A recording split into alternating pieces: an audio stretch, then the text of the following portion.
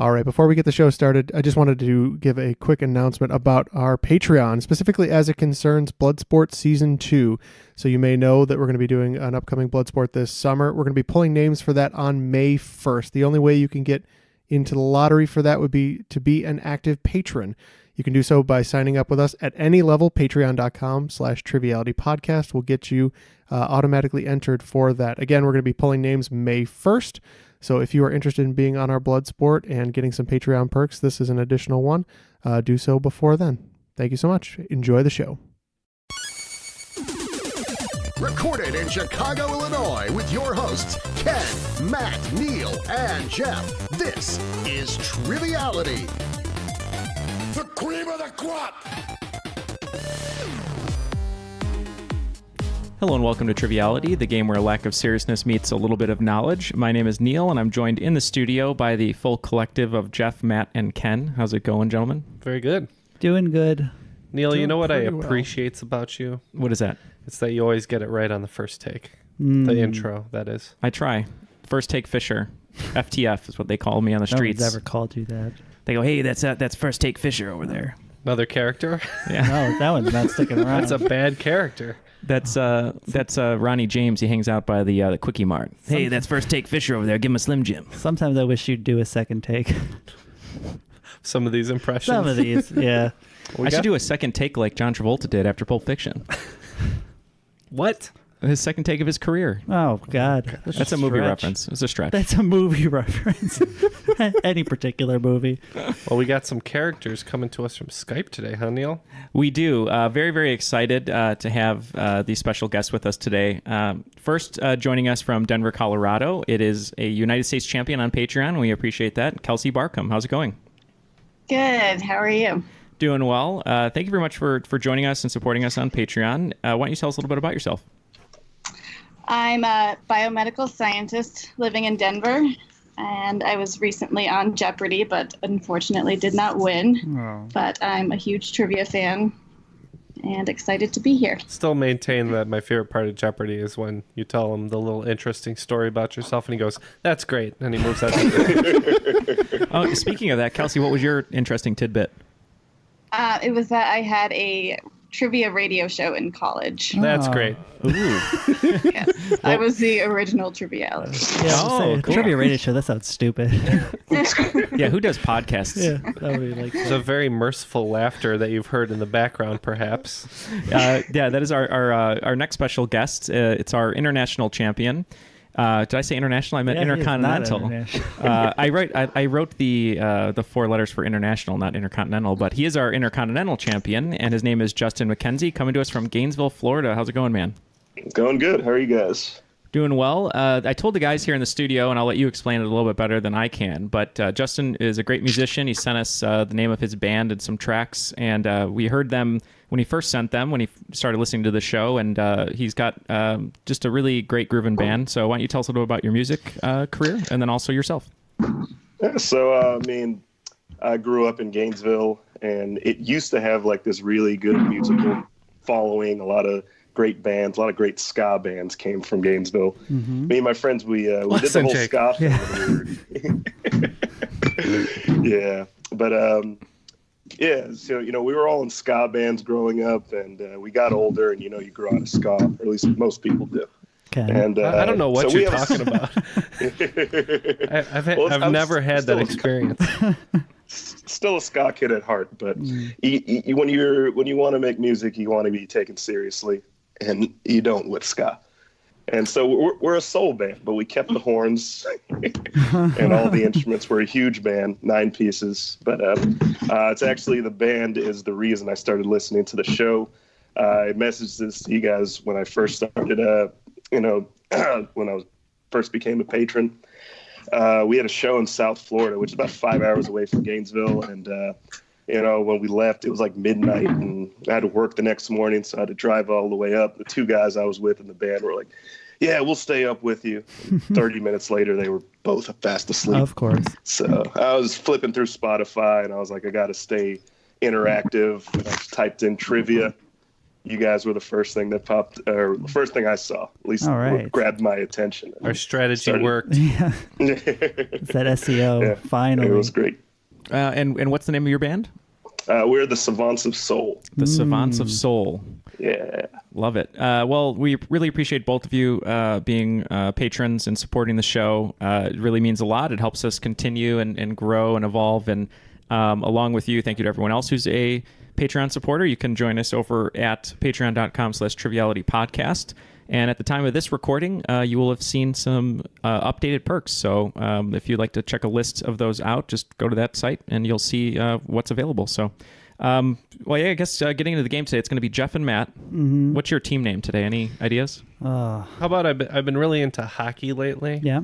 as I always am, but I'm really getting into the season this year. So I'm excited for next season because the Blackhawks aren't Right. doing The well. season's over. But I've been thinking about the trades that they're about to make. How about puck me, puck you? Oh, okay. All right. Puck me, puck you. I just want to hear Neil say that repeatedly throughout the episode. So puck me, puck you. Just, keep your score because we know how good I am at math. Yeah. So, so yeah, you'll be puck me, puck you. Ken is playing quick draw today. Quick draw. Quick draw. He's going to be playing solo. And Kelsey and Justin, any ideas on your team name? We do have a strategy if you can't come up with one, but what are you guys thinking? I mean, we could do an American Idol movie pun from Justin to Kelsey. Oh, I like it. That's a winner. That is very good. I love it. It's not the first time my name's been used in a pun like that. So it's, Probably the first time in like 10 years, though. That's what I would imagine. So if you win, Yeah. you have to do a really big dance number, it sounds like. Oh, you're one of the 7 people that saw that? Yeah. Oh, I definitely saw it. Shocker. All right. Well, today's game is your normal standard game, but I haven't hosted in a while, so I had to send some special instructions to the rules guys. So let's see if you changed anything. The rules of the game are simple. 20 questions split into 2 rounds worth 10 points apiece. At halftime, there'll be a special swing round designed by this week's host. After regulation, players will enter the final round with the points that they've accumulated and will have a chance to wager 0 to 30 points on 5 categorized questions. At the end of the game, someone will be named the cream of the crop. I am the cream. Nope, all the same. Yeah, it sounds pretty much the same. He ignored all of your requests there. He did. I sent a rider. Darren. Yeah. Darren, I sent a rider, man. It wasn't that hard. So Get it together. all right. Well, looks like it's going to be puck me, puck you versus from Justin to Kelsey, and I will say that as many times as possible today. All right. So And quick draw. and quick draw. I've been really into Red Dead Redemption 2, so I'm happy to be quick draw. Yeah, and I will say for the record, Ken's character in Red Dead does not have his skin covered, so he needs sunscreen because there's too much skin showing. And he needs friends to play it with. So if anyone my out there is bald head. playing the pony game, as he Yeah. said, just hit him up on, is it Xbox, PS4? What are you playing on? Xbox. On the Xbox. Yeah, we'll see by the end of the show if Ken wants his name out there. If not, we won't say That's it.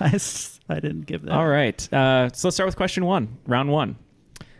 Earlier this evening, while Matt, Jeff, and Ken were fraternizing in the office about flourless chocolate cake with either a white chocolate or dark chocolate ganache, I walked in holding a medical device known as a sphygmomanometer. I got to redo that again. As a sphygmomanometer. And I'm not a doctor, but if I was, what would I have been planning to do with you all? Well, I need one right now because I feel the need, Neil. So I think we can lock in, Matt. Oh, good. You're going to lock in? Yeah. Okay. So Kelsey and Justin, Same. feel free to talk it out. Okay. okay. So I got nothing. I think it's blood pressure. Checking Blood pressure. Yeah. Okay. All right. Well, I trust you. You look like you're in a science room. I am in the science room. I can't see you. I don't know. Oh, is it? Are you also in a science room, Justin? It should go. You took it the should be geography wrong? mentioned that Kelsey was actually doing some science, I think, when we were doing the rules and stuff, and she was carrying the laptop around. Looked like Requiem for a Dream for a second there. Or something. Or that the cleaning crew kicked her out of wherever she Yeah, was. It's right. more what it looked like. I also said blood pressure. Okay. Yep. You want to check our blood pressure? All right. The answer is test blood pressure. Yep. Sphygmomanometer. So that's points to everyone, including Puck Me, Puck You.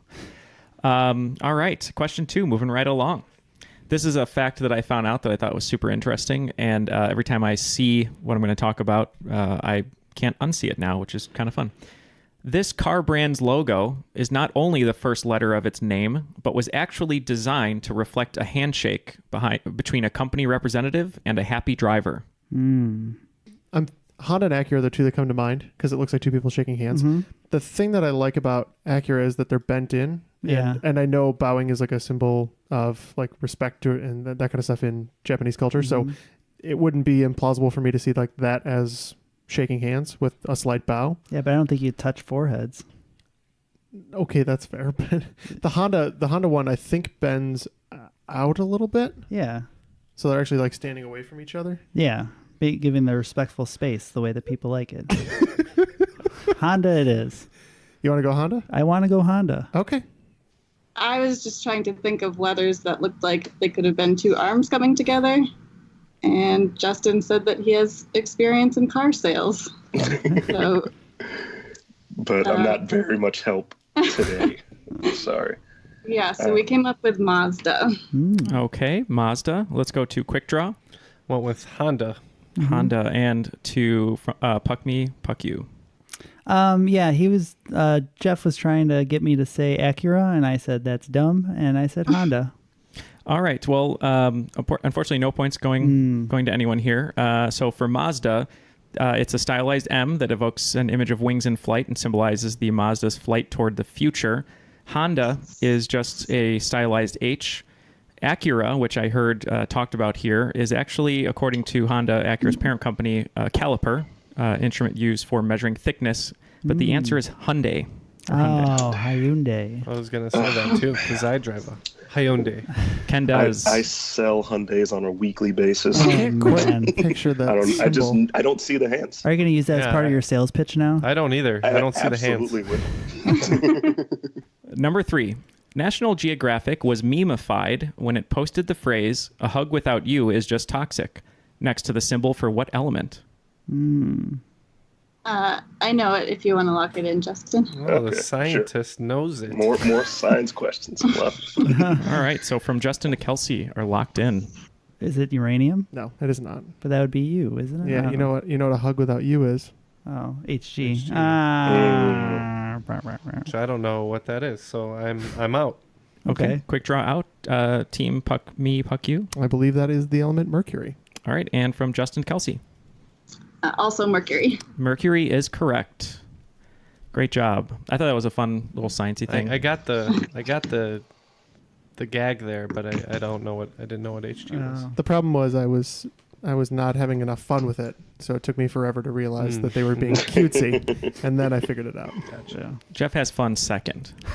Science first, fun second. Right. All right, going to question 4. With over 1 billion followers, this branch of Islam comes from a word meaning tradition. Like on Instagram? It took me a minute to realize that's not what you were talking about, to be honest. Oh, yes. Okay, you guys are locked in? Well, okay. Yes. Yes. Okay. All right, so they're just talking it out a little bit here. Well, Jeff's talking. Or Jeff's I'm talking listening. out, Matt's listening. I'm being attentive.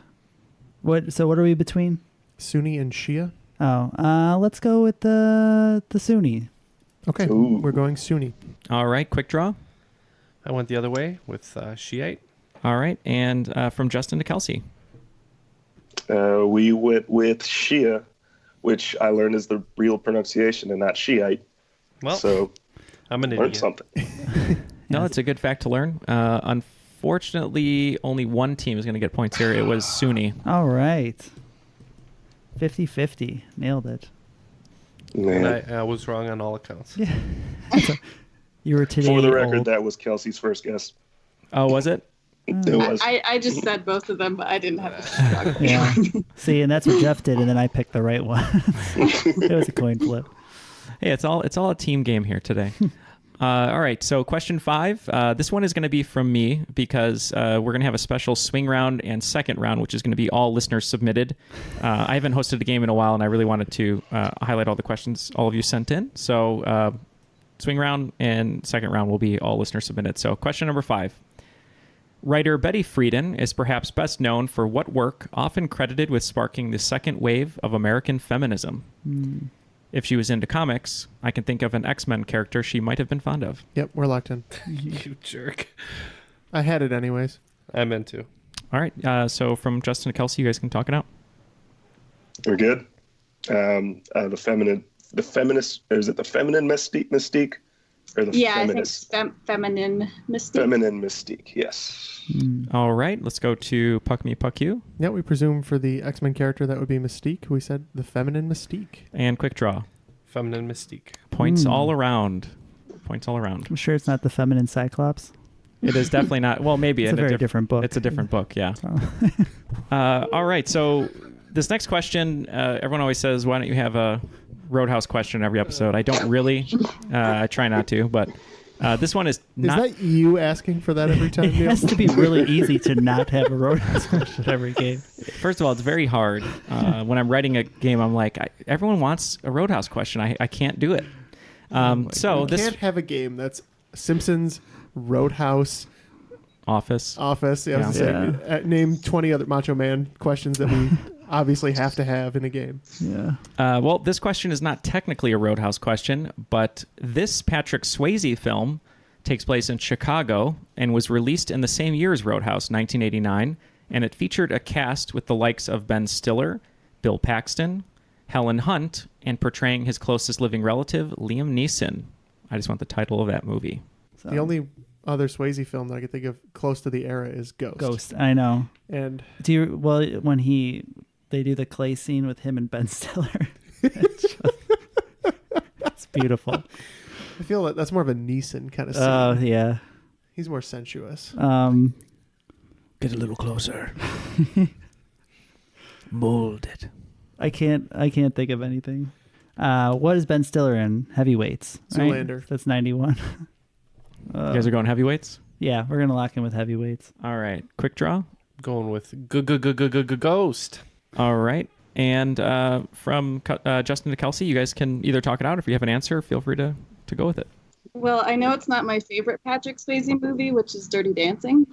Classic. And we couldn't think of it, so we just went with Tu Wong Fu, Thanks for Everything, Julie Newmar. Wonderful. A little side Neil story here. There was a girl I was good friends with, and it was my first full girlfriend, quote unquote. We held hands.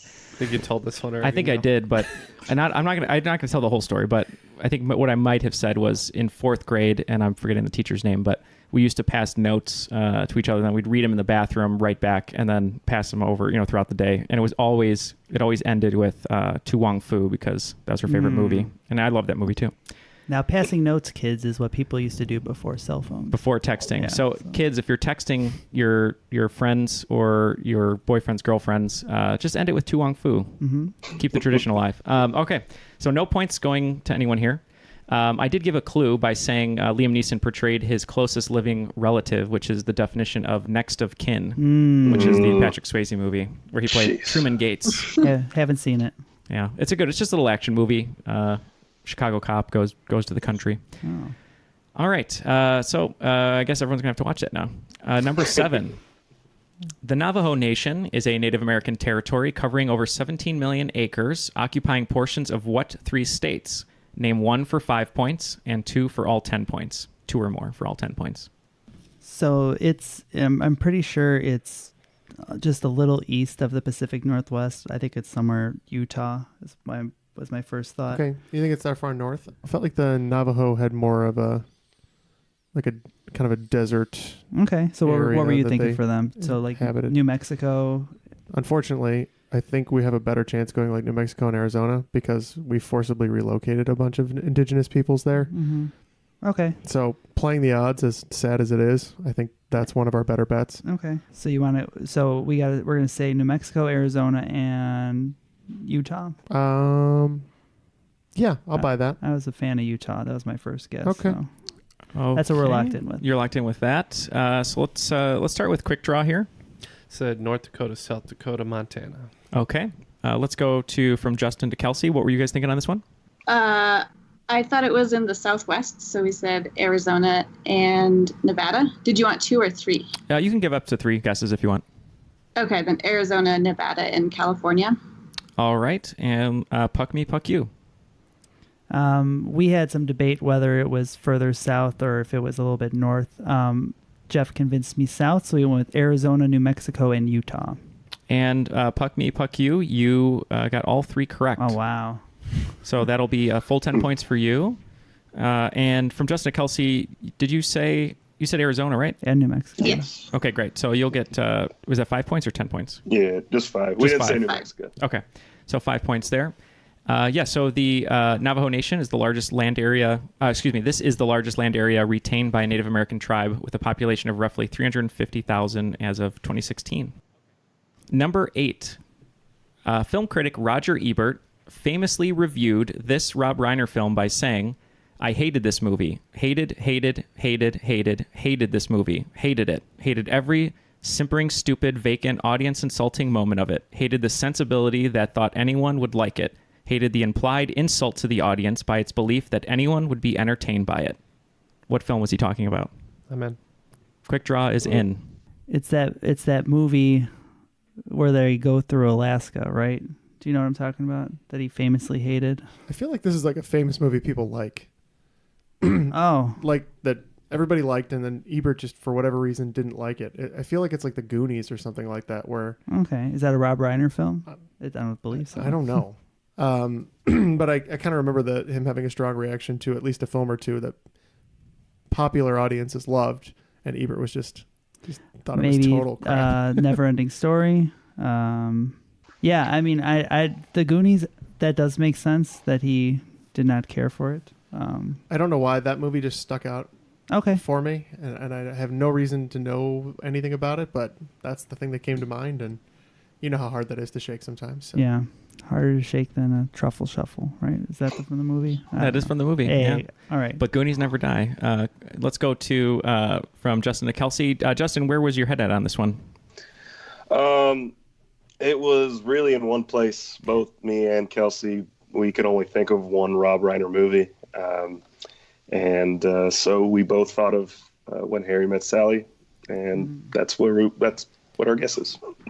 All right. Well, we're going to go to quick draw here. I think he knows the answer to this. He locked in very quickly, making his name true. So what? So Jeff was thinking of a Hobbit, and he was thinking of Sam, but I was thinking of Frodo. Elijah Wood was in this movie, and it's North.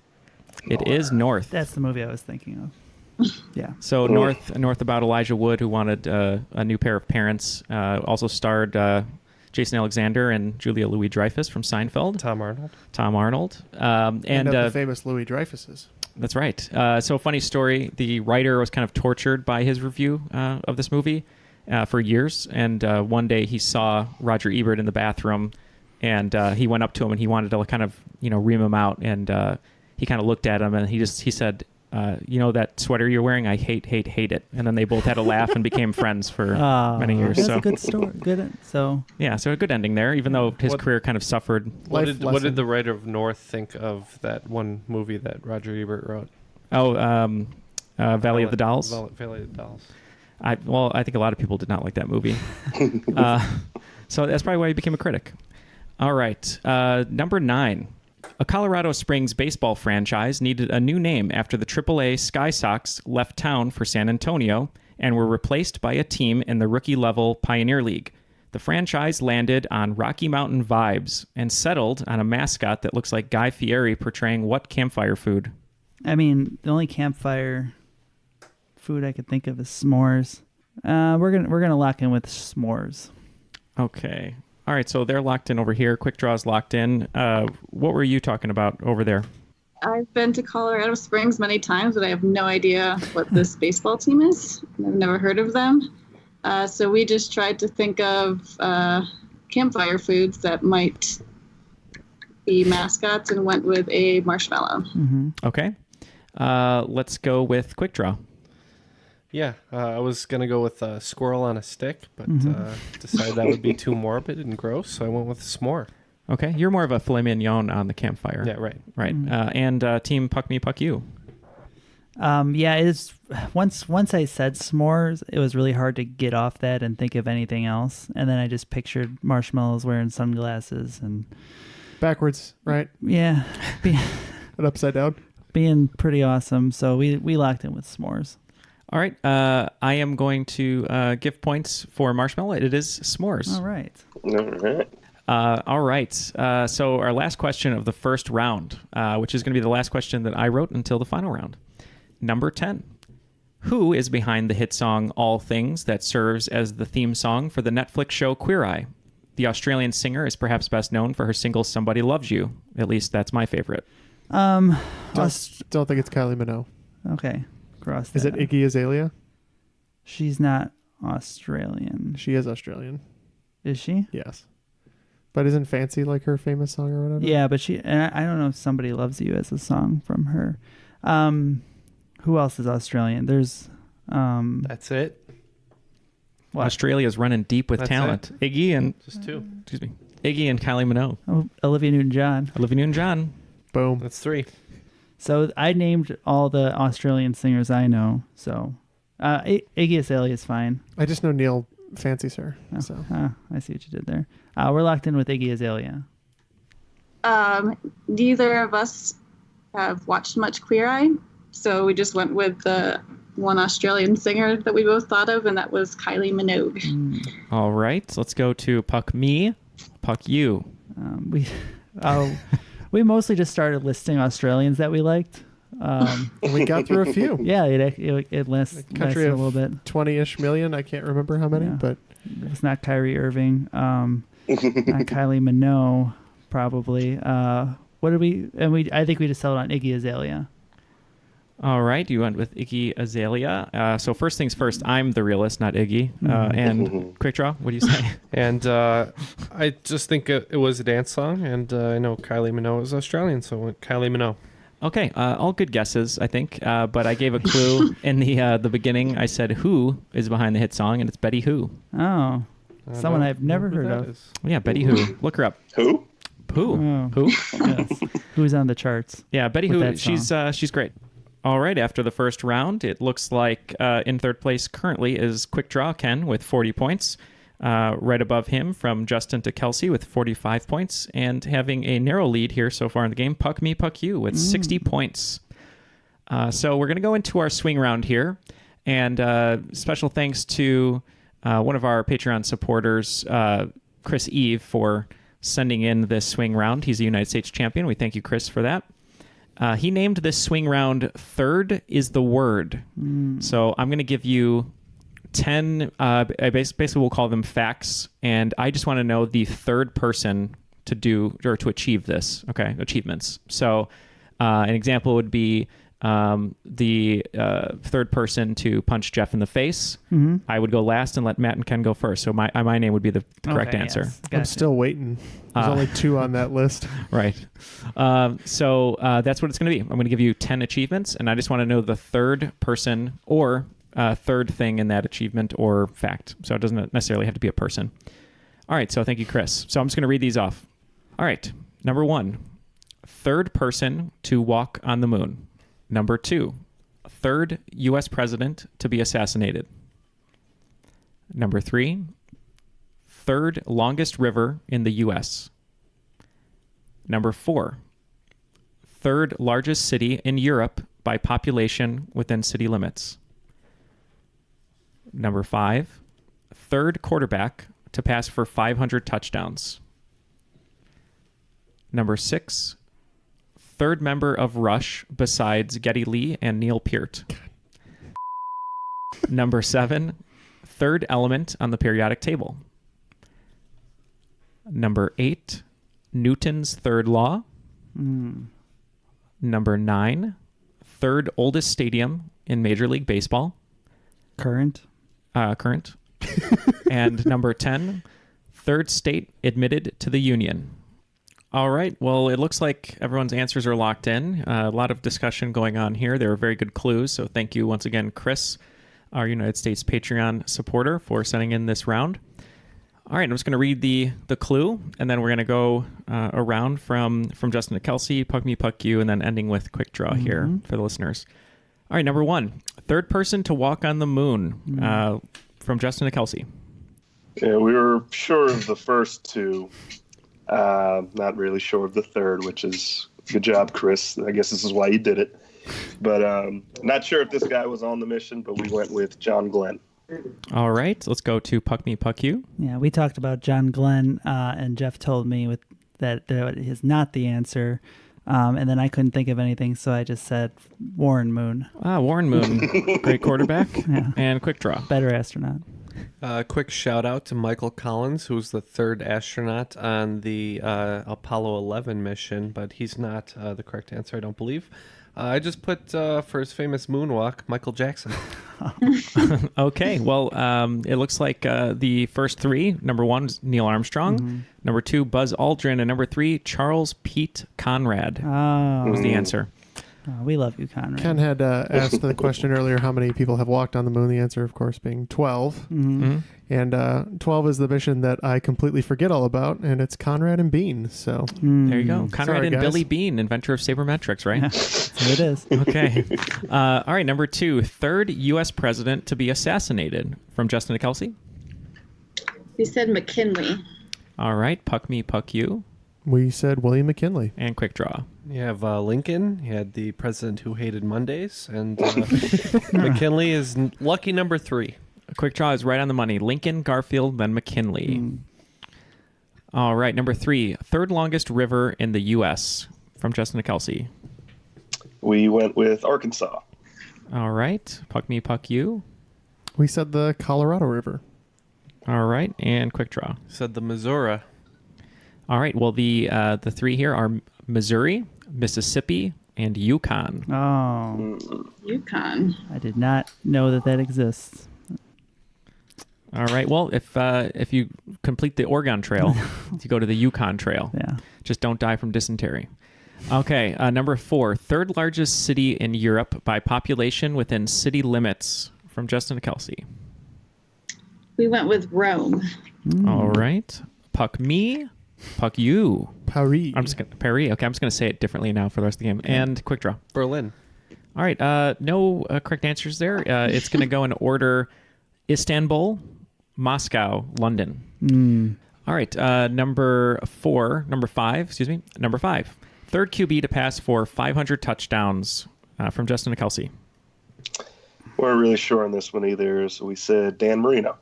Okay, from Saving Snowflake, let's go to Puck Me, Puck You. Puck you, puck me. I think it goes Favre, Manning, and then this man who just played in the Super. No, oh wait, he did not. We said Drew Brees. All right, and quick draw. Said John Elway. John Elway, one of my favorite quarterbacks. No correct points there either. So is Brett Favre, Peyton Manning, Tom Brady, and only about a week or two after Drew Brees was number 4. So it was Tom Brady.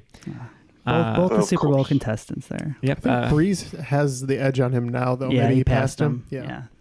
All right. Let's go to number 6. Third member of Rush besides Geddy Lee and Neil Peart. So no slap in the bass, as Paul Rudd would say. So from Justin to Kelsey. We went with Mr. Johnson. The famous Mr. Johnson. Puck Me, Puck You. Yeah, I think our favorite member of Rush Hour, Chris Tucker. I am understanding the words coming out of your mouth. And quick draw. Put Chris Tucker. No way. You bastards. It is not Chris Tucker. So you have Geddy Lee, and then Neil Peart, and then Alex Lifeson is his name. Yeah, he's like the guitarist from The Police. I mean, you have Stuart Copeland and Sting. I don't even know who Or the guitarist. any of the other guys in Coldplay. Yeah. Yeah, the guy who hits the big drum, the big bass drum. We Or need the to rest know. of the rest of the 4 in Maroon 5. That's true. That's true. Or anybody but the drummer of Foo Fighters. All right, number 7. This one I'm sure everyone around the table here is going to get. The third element on the periodic table. Kelsey? I believe it goes hydrogen, helium, lithium. Okay. Puck Me, Puck You. Yeah, we said the lightest metal, lithium. And quick draw. Lithium. Correct all across the board. 5 points each. Is that also a Nirvana Yeah. album?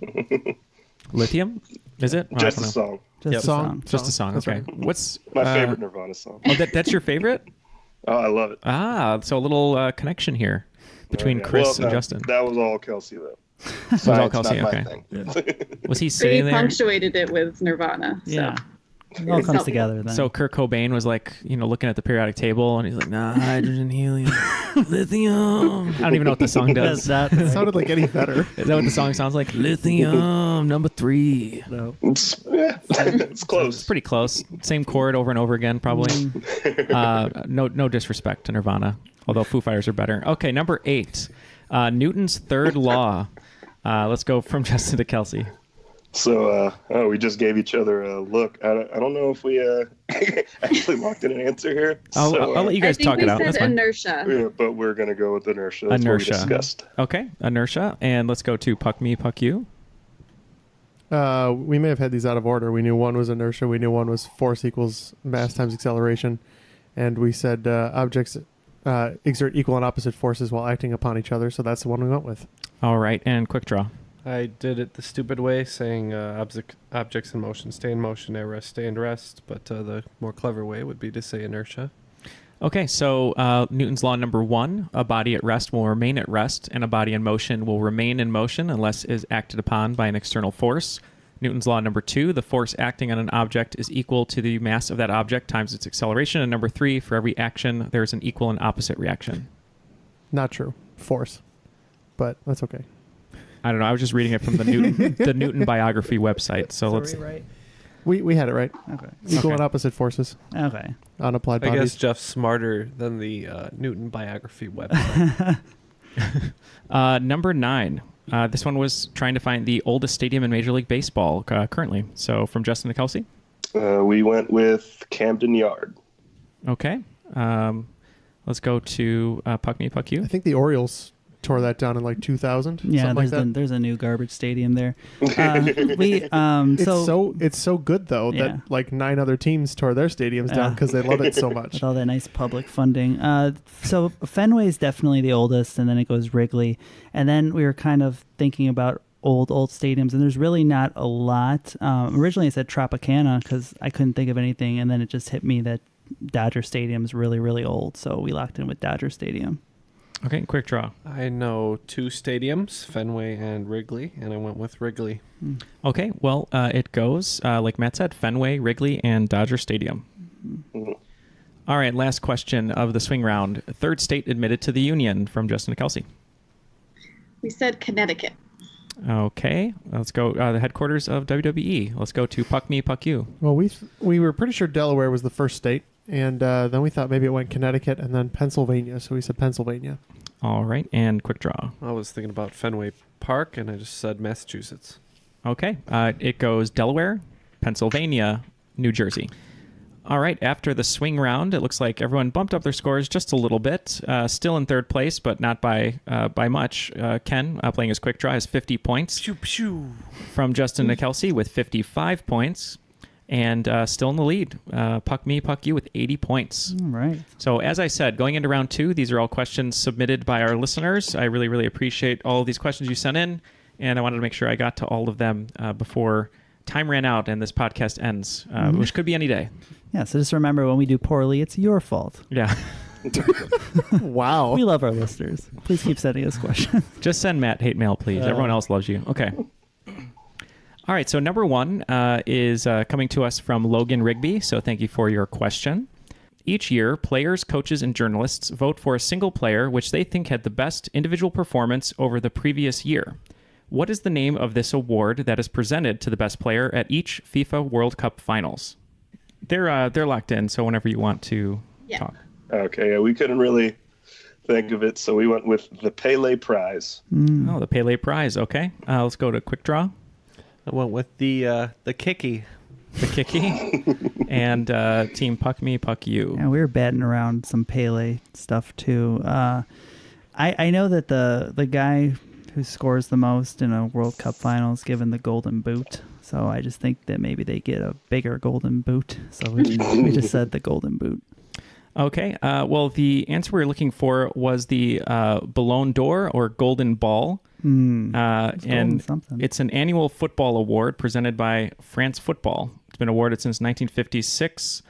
And in between 2010 2015, an agreement was made with FIFA, and the award was temporarily merged with the FIFA World Player of the Year, and also known as the FIFA Ballon d'Or. All right. Number 2 comes from listener Jimmy Macrina. Thank you very much, Jimmy. Her big solo might be "There Are Worse Things I Could Do," but this musical, theater, and film character, portrayed by the likes of Rosie O'Donnell, Vanessa Hudgens, and Adrienne Barbeau, to name a few, tell us that the absolute worst thing she could do is cry in front of you. What character am I referring to? Locked in. Of course you are. I think we can lock in. Yeah. So. Okay. So you guys can talk in here. What do you know about Rent? Oh, is this in reference to Rent? Yes, it's the Vanessa Hudgens character that was just on the stupid television that I didn't watch. Sally Rent. I don't know. The character you're thinking of is Mimi, but you're wrong. Oh, am I? Good. Betty Rubble. Wait, is that who Rosie O'Donnell played? I don't know. She did, yes. Yeah, Betty Rubble. We're locked in. All right, Betty Rubble for Puck Me, Puck You. Let's go to from Justin to Kelsey. I believe this was a character from Grease played by Stockard Channing, and it is Rizzo. Also played by Vanessa Hudgens in the live Grease. So that's actually funny that you said that. But this is my go-to karaoke song. I love it. It's a very underrated song. Quick draw. Rizzo. It is Rizzo, and there's a reason I didn't include Stockard Channing, so that would be too easy. And from Justin to Kelsey and Quick Draw picked up on it. So yeah, it is Rizzo from Grease. Totally forget that's her.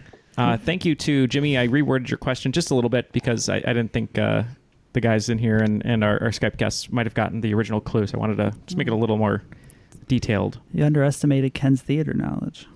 I did. And overestimated your ability to clue us into a correct answer. You did eat my bait, though, taking the rent thing there. Okay. But she played it in the live version, like Justin said. Question number 3 comes from listener Doug Loudermilk. Thank you very much, Doug. Which NFL head coach, having coached 10 or more seasons, has the highest regular season winning percentage of all time? Okay. You think it's Lombardi? I think it's either Lombardi. Shula?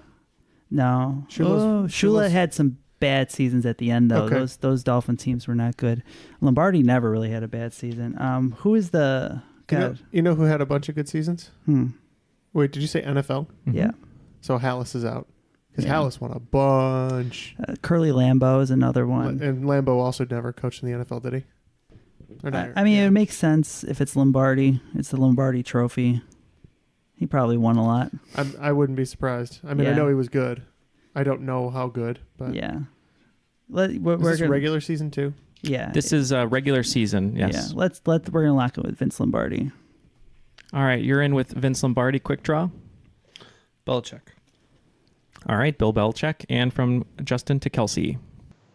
We went Steve Spurrier. No, I'm just kidding. We went Bill Belichick. All right, well, Bill Belichick is the easy answer here, but he is 1, 2, 3, 4, 5, 6th on the list. The person you're forgetting about is someone who is very tough acting and helps with your tenactin, John Madden. That makes sense. So it goes, John Madden had 10 seasons. He's With got Oakland.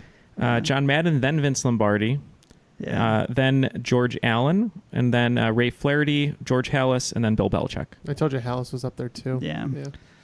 All right, question 4 is from Intercontinental Champion Doug Bowles. So thank you, Doug, for this question. What fictional character created in 1982 was the son of King Randor of Eternia, Queen Marlena, a human, and brother to Princess Adora, who 2 years later got her own show under a different name? I mean, I would think we're looking for some sort of 1980s Prince. Yeah, not Prince. Not the artist Prince. No, I don't think it's Adora the Explorer. Yeah, 82 might be a little early for that. Yeah, I mean, I honestly, even if live action animated, I still wouldn't be able to tell you what the answer is. All right. Do you want to go with Prince Valiant then? Sure. Yeah, let's go with that. All right, Say Prince Valiant. from Justin to Kelsey's in with Prince Valiant. Let's go to Quick Draw. I am in with He-Man. Okay, and Puck Me, Puck You. It's by the power of Grayskull, I believe. We're going with He-Man. It is He-Man. Jeez. Yeah, created as an action figure, and they said, well, how are people going to learn about them? And they said, well, we have a cartoon, but they didn't have a cartoon, so they created a cartoon. They said you get 10 cells per episode. Yeah. If you haven't watched, there's a documentary on Netflix, The Toys That Made Us. There's a great one on He-Man, and it goes into the whole story, and it was really just made to sell toys, and they came up with everything around it. It's awesome. What's it called? The Toys That Made Us. They have one on Barbie, on He-Man, Ninja Turtles, Army Men, like everything. All right, number 5. Number 5 comes from listener Megan Harrell. And this one, I changed just a tiny bit, Megan. I apologize, just to give a few more hints. Sporting the tagline, the loveliest motion picture of them all, this 1964 film was the last Best Picture winner, filmed entirely on Hollywood sound stages. Was like Singing in the Rain, something like that. Or that's way earlier, isn't it? No. That's about right for Singing in the Rain time-wise. Yeah, I'm down with your guess. Okay, I think we're going to go with Love Story. Okay, Love Story. Let's go to Puck Me, Puck You. I love the overture from the soundtrack of that movie. Ryan O'Neal? Yes. Mm-hmm. We had no idea. So I was just thinking of movies from the 60s and said Singing in the Rain. Not from the 60s, but Valiant Effort, to go back to a previous question, Prince Valiant, and a Quick Draw. I'm just going to make a reference to Quiz Show and go with Marty. With Marty. Ernest Borgnine. So if I said the name Henry Higgins, does that help you guys at all? Yeah, No? that's No. My Fair Pygmalion. Lady. My Fair Lady, it is, which is based on I Pygmalion. I know. Yeah. Yeah. That was the first starring role of Jimmy Bowes. Hey, that's that lady. It's My Fair Lady. Yeah, okay. It is My Fair Lady. Yes. What's all this then? Audrey Hepburn taking over for Julie Andrews on Broadway. All right. I could talk about musicals all day, so we're going to move on. Thank you. Question number 6. This one comes from Intercontinental Champion Taylor Cook. Thanks, Taylor Cook. If you've ever been to a blacklight party, which we know Matt has, If you've ever hosted a blacklight party. which Matt also has, in college, and you drank a gin and tonic, very common scenario, I know, you probably noticed that the drink glowed light blue. This is due to the ultraviolet light sensitivity of what ingredient, which was originally added for its protective effects against malaria? Locked in. Same. I can lock in also. Wow. Yes. This is the quickest draw of them all. Ah. Science. I believe for science, we should start with our biomedical scientists. So let's go to Kelsey. I think it is quinine. All right. And Puck Me, Puck You. Yes, I knew everything about this one, and I know it is quinine. And Quick Draw. Quinine. Quinine is correct. And Taylor, I'm not sure what this means. It's science talk, but Taylor put, note, although tonic water was originally formulated with high levels of quinine to help protect against malaria, current formulations have subclinically beneficial levels. It's more so added for its bitterness. Oh. That's what makes it taste terrible. Oh, good. All right. Question number 7. This one comes from United States champion Katie DeWall. So thank you, Katie. Saved by the Bell characters Zach Morris, Screech Powers, Lisa Turtle, and Mr. Belding got their start on what short-lived TV show? Locked in. Man. Everyone's locked in here, so you can talk. Oh, jeez. I remember I went into this huge Zach Morris's Traps like binge. Yeah. And just looked Classic up. show. It's great. That's another I thing we didn't- mention on every episode. I try to. I'm a huge fan. Yeah, no, I knew the answer to this not too long ago, but I'm drawing a blank. A lot of characters first debuted on Homicide: Life on the Street. I don't know if it's our That is- Bayside. Yeah, it's That is not a joke. It's Detective Munch If you've seen a on Saved by police the Bell. procedural in the last 25 years, it probably is directly tied to Homicide: Life in the Street. Yeah, and let's go. Let's go. Growing Pains. I don't think it's it, but Okay. All right, Growing Pains from Justin to Kelsey. Let's go to Quick Draw. I'm I'm going with the classic show, A Swift Kick in the Bells. Okay. And puck me, puck you. Fortunately, the dog did not eat our homework last night. Yeah, we were up late watching Good Morning Miss Bliss. It is Good Morning Miss Bliss. It is not a reference to WWE and Alexa Bliss, but it is Good Morning Miss Bliss. Okay, question 8 comes from cruiserweight champion and self-described long-suffering Carlton Blues fan, Bryden Coverdale from Australia. Bryden, you and I should be best friends. This is from Bryden, by the way, not me, because I am unable to do what he's about to talk about. As a bearded gentleman, and knowing that some of the Triviality team are bearded as well, I thought we should have a question about historical beards. While on vacation in 1948, President Harry Truman grew a goatee. But apart from Truman's very brief showing of facial hair, who was the last bearded U.S. president? You might think the beard made the man in question look grandfatherly, but that train of thought could be somewhat misleading. And to clarify, mustaches on their own do not count. Oh. All right. I'd like to talk it out, but I think I have it on the clues. Okay. All right, so it looks like everyone's locked in. From Justin to Kelsey, let's start with you. What did you have? We said Benjamin Harrison. Okay, let's go to Quick Draw. Yeah, I also went with William Henry Harrison's grandson, Harrison 2. Harrison 2. Benjamin Harrison. Benjamin Harrison. And puck me, puck you. Yep, we went backwards and forwards through all of the presidents, and I was pretty sure Benjamin Harrison was the last. That fits the grandfatherly clue. Yeah, you all clued into Bryden's little hint there that he was the only president who was the grandson of another president, Benjamin Harrison. Correct. All right. Points for everyone. Points all around. All right. Question number 9 comes from United States champion Peter Wen. What German director is notorious for making critically panned movies, especially those based on video games, having directed such abominations as House of the Dead, Alone in the Dark, and Blood Rain? Alone in the Dark is considered to be one of the worst movies ever made. Locked. There's one I can think of, but his name is not immediately coming to me. Maybe Wagner. just Fritz Wagner. Let's go to, so from Justin and Kelsey, locked in. What was your locked in answer? Fritz Wagner. Fritz Wagner. Someone very German. He is very German. Let's go to And fictional. Let's go to Puck Me, Puck You. Did you actually know this one? Did you know it by chance? No, I didn't know. It's, this one. Do you know the answer to the question, Jeff? I'm not sure exactly how to pronounce his first name. I believe it's Uwe Boll. Okay. You bowl, and let's go to Ken.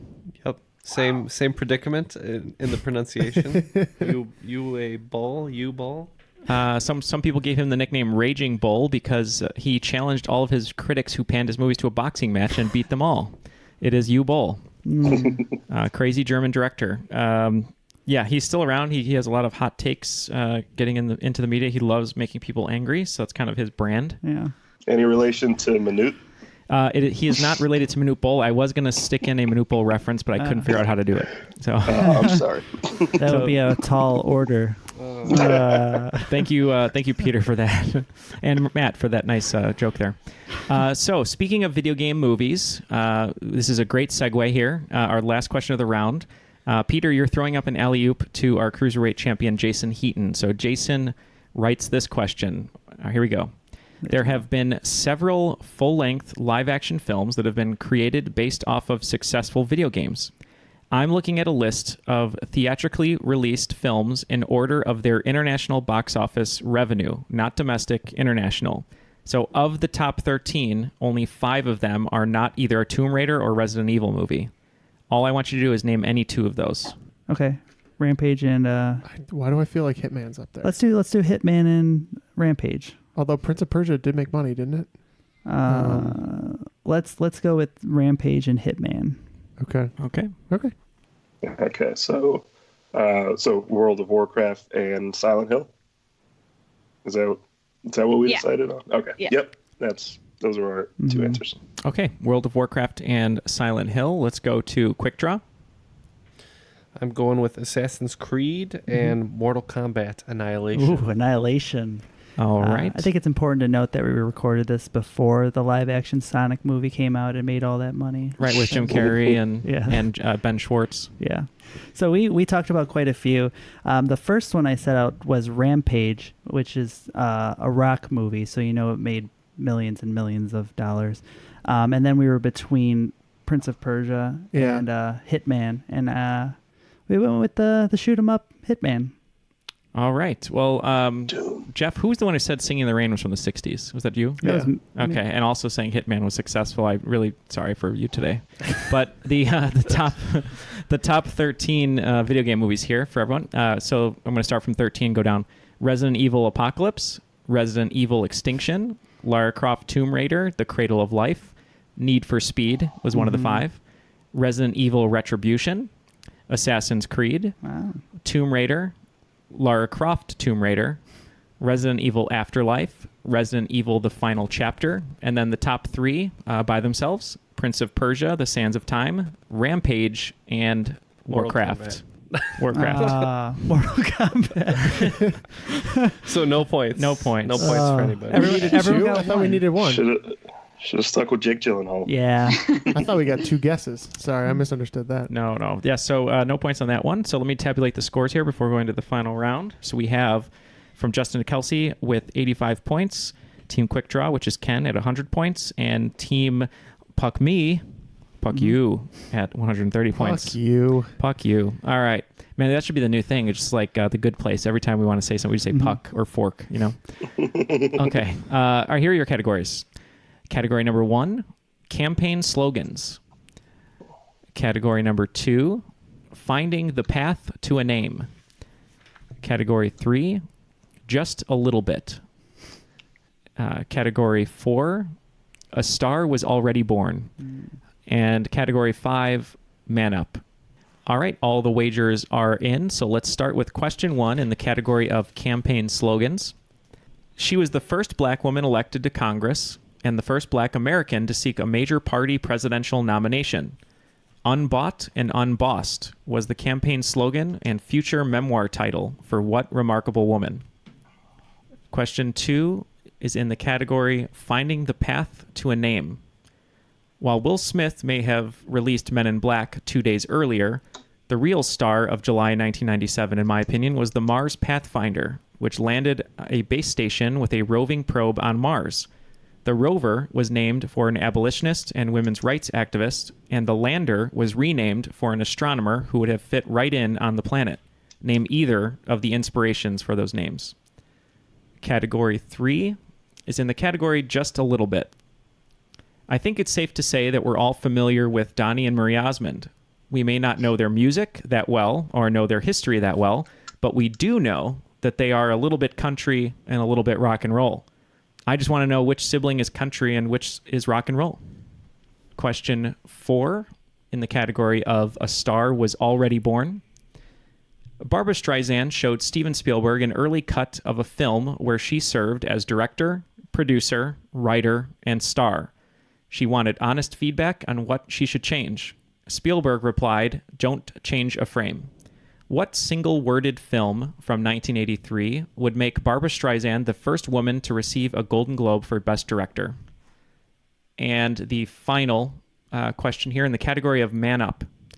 The Killers may have had a song called The Man, but I doubt it was about this Irish wrestling superstar who has had an incredible run as of late, echoing Attitude Era Stone Cold Steve Austin, and will main event WrestleMania this year against one of WWE's most popular superstars. All of the answers are locked in. Let's start with the first question in the category of campaign slogans. I was looking for the first black woman elected to Congress and the first black American to seek a major party presidential nomination. Her slogan was Unbought and Unbossed. So let's start with Puck Me, Puck You. Who did you go with this one? So we wagered 20 on this one, and we unfortunately couldn't come up with the first, so we definitely went with one of our more recent favorite awesome unbossed women in Congress, and we went Kamala Harris. Okay, let's go to Quick Draw. I don't necessarily remember a presidential run, but I think it's the first elected to Congress, Carol Moseley Braun of Illinois. Okay, and what did you wager? Local gal. 30. 30. Okay, and from Justin to Kelsey. We wagered 5, and we went with Maxine Waters. Okay, so just a note on Ken's there. So Carol Moseley Braun was the first female African-American senator. So not to Congress, but senator. And no points awarded here. It was Shirley Chisholm. So Viola Davis just got the rights to her story, and she's going to be portraying her pretty soon for Amazon. Nice. So, yeah. All right. So question 2 was in Finding the Path to a Name. I did a little misdirect with Will Smith there, and basically was asking what were the names of the rover and the lander on the Mars Pathfinder. And one was named for an abolitionist and women's rights activist, and the other one was a famous astronomer. So I just wanted one of the two. So let's start with from Justin to Kelsey. We wagered 10 on this one, and we said Sojourner. Okay. Wagered another 30, and I went with Tubman. Harriet Tubman. Okay. And Puck Me, Puck You. We went the astronomer direction, and went with Galileo. Okay. And for how much? For 20. All right. So it's going to be points from Justin to Kelsey. So Sojourner Truth was the rover, and the lander was Carl Sagan. Oh, I did say Sojourner Truth, didn't I? Matt did, yes. Yeah, we're thinking about her for the first one, though. Oh, whatever. I said the name out loud. You did say it out loud, so brownie points there. So the third category was just a little bit. This question, selfishly, is because I sit in my car some days and I really wonder who is a little bit country and who's a little rock and roll, and I can never remember. And I have to pull up the YouTube clip. But let's start with quick draw on this one. What did you have? I think Marie is a little bit country, and Donnie is a little bit rock and roll. Okay. Would you wager? I wagered 30. Okay. Let's go to team from Justin to Kelsey. So we wagered 10, and I remember Marie wearing that cowboy hat, so we went Donnie as the rocker. Okay. And team Puck Me, Puck You. So we wagered 20. You remember the hat. I remember Donnie wearing a cool leather jacket, so it struck me as the rocker. So we said the same thing. So cheesy. Everyone is right on the money, as Marie is country and Donnie is rock and roll.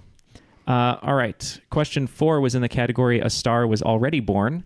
I just wanted to know what Barbra Streisand film where she wrote, directed, produced, and starred in was a one-word title made in 1983 and gave her a Golden Globe for Best Director, making her the first woman to win that award. So let's start with Puck Me, Puck You. So we wagered 20. And honestly, I only kind of know about this through Seinfeld. And I said Beaches. Okay, Beaches, kind of a sad movie. Let's go to Quick Draw. I wagered nothing on this one, and I just put Breathless. Breathless, Godard. And let's go from Justin to Kelsey. We wagered 5 because I was worried that this was going to be an astronomy question, but apparently you did that in number 2. But we were between Beaches and the other one we went with, which is Yentl. And good thing you went there. It is Yentl. Yeah. All right. And our final question in the category of Man Up. The Killers may have had a song called The Man, but I doubt it was about this Irish wrestling superstar who's had an incredible run in WWE as of late. And she will main event WrestleMania this year against one of WWE's most popular superstars. So let's start with from Justin to Kelsey. Ooh, so I totally missed that she part. I just added that in now because I kept it out as a trick earlier. Okay. Yeah. All right, well, I guess we wouldn't have got it anyway. There's only 2 Irish wrestlers I could even think of. I stopped watching wrestling like 15 years ago. Oh, listen out. Obviously, it was Ken Shamrock, and the other guy, I couldn't even remember his name. I think it's Sheamus, so that's what we guessed. Okay, going with Sheamus. Let's go to Quick Draw. Wagered 10, and I said Conor McGregor. Okay. And let's go to Team Puck Me, Puck You. Shamefully, I knew this. Yeah, Sheamus and Conor McGregor, Conor McGregor might actually both be at WrestleMania. Sheamus definitely will be, but not in the main event. This is a person went to Columbia, local, so we know. It's Becky Lynch. It is Becky Lynch, the man. She's the man. Mm-hmm. She is the man. That's her moniker now. She will be main eventing with Ronda Rousey at WrestleMania. The final scores are in. It looks like in third place with 60 points. Quick Draw. Ken was a little too bold. You were a little bold. A little too fast with the gun. Yep. You could have won the game there, but forgot to aim. Better strategy next time, Cotton. You got a little busy playing cards and playing aces, and you got shot in the back of the head. So had that dead man's hand. Dead man's hand. Second place with 75 points, our team from Justin to Kelsey, who will not have to do a dance party today. And today's cream of the crop with 110 points. Puck Me, Puck You. All right. Cream will rise to the top. Oh, yeah. That was a pretty close game. I'm shocked. Yeah. I think I gave you luck with that team name. Very, very special thank you to our special guests coming to us from Skype. Thank you for having me. Oh, of been a course. great Thanks for coming time. on. Thank you guys so much. This was awesome. Yeah, I've been a fan for about a year or so, and this is this is everything I dreamed it would be. Shout out to please. Dream higher, my friend. I didn't say it was my biggest dream, It's important to have levels. You're right. Guys, It was like one of also those dreams that you wake up and then you forget like 10 minutes later. You're like, what was that about again? It's like, but oh, that's kind of also cool. a shout out to my brother Kevin, who is moving to Chicago in the right. fall to go to med school, and I told him all about you guys, so hopefully you'll get a new Patreon All right. Yeah. subscriber. Well, make sure all you fans of Savants of Soul to get ready for the Triviality Boys opening up for the Savants of Soul with an hour of just pure gold content. And no, Ken, you're not allowed to bring your ska band back. Yeah, so playing this out I'll- tonight. I play guitar, and Neil plays drums, Yep. and Jeff plays saxophone, and Matt, do you play bass? Yeah. Fantastic. We're Yeah, in. we have- Kelsey, do you play an instrument? I'm a really bad singer. There we go. Okay, then we got a full band now. We'll get you a tambourine. Yeah. You'll be all right. Kelsey's a little bit science. We're all a little bit rock and roll. Well, thank you, Justin. We really appreciate it, man. And we'll tell your brother when he's in Chicago to hit us up, and we'll go to trivia. But for Ken, Matt, Jeff, Kelsey, Justin, my name is Neil, and that was Triviality. Hey.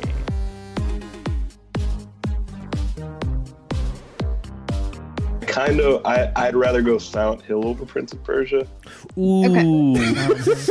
They're all locked in here, so you So- keep talking. with that and WoW. Or do you want to do WoW or Prince of Persia? I forgot about that WoW movie. For the record, really? I know it's irrelevant, but I remembered the other movie I was thinking of, that shoot 'em up movie, Max Payne. That was a Oh, also based off a video game. yeah. So the video game? Max Payne?